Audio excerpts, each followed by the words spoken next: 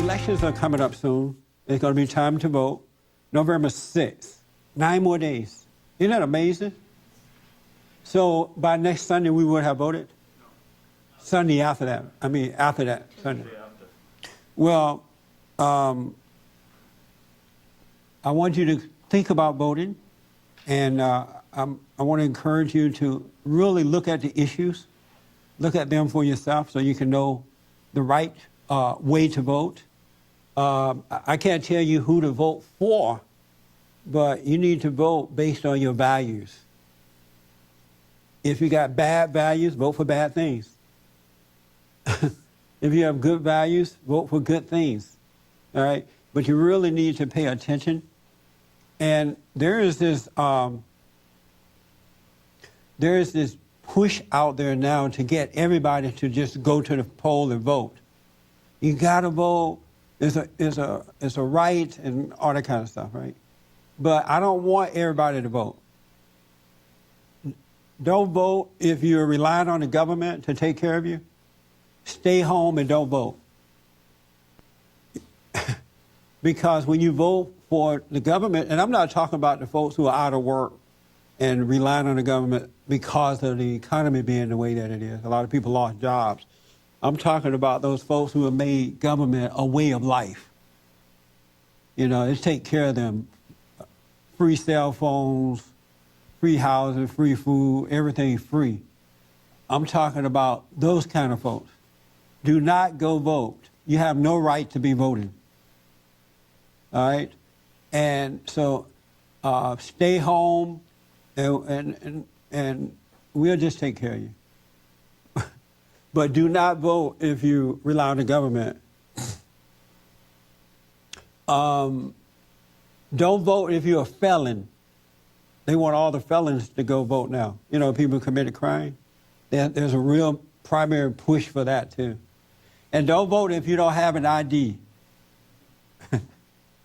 Like a government-sponsored ID. If you're too lazy to get up and get an ID, you have no way to vote in anyway.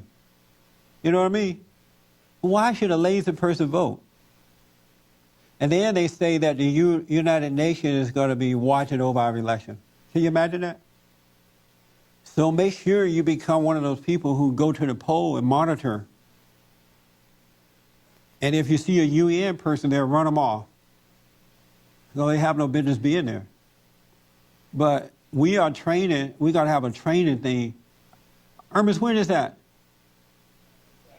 We got to have a training thing to teach you how to monitor at the poll. So you really need to get involved and see what's going on.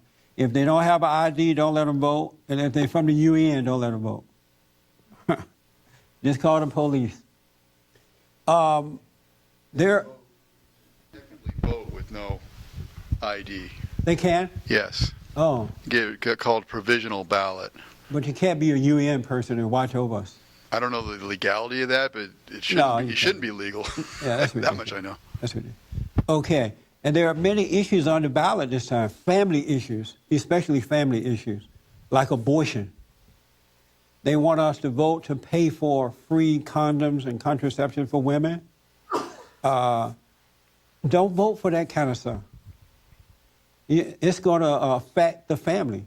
We have more abortion in this country today than I ever heard of. And just thousands and thousands of babies are being aborted today. It's just unheard of. And children of God should consider how they vote by those issues alone. Men and women. It doesn't make sense that being a Christian that you would go and vote yes for free condoms or for abortions and stuff like that. That's a life that you're taking. And those are lives. In the black community, over 1,600 black babies are aborted every day. And we are paying for it, and we are paying to help kill lives. And also it affects women mentally and emotionally when they do these abortions. They're not getting away with that. They are suffering from it. So think about that. Same-sex marriage. There are states that are voting for that this time around. No Christian should be voting for same-sex marriage.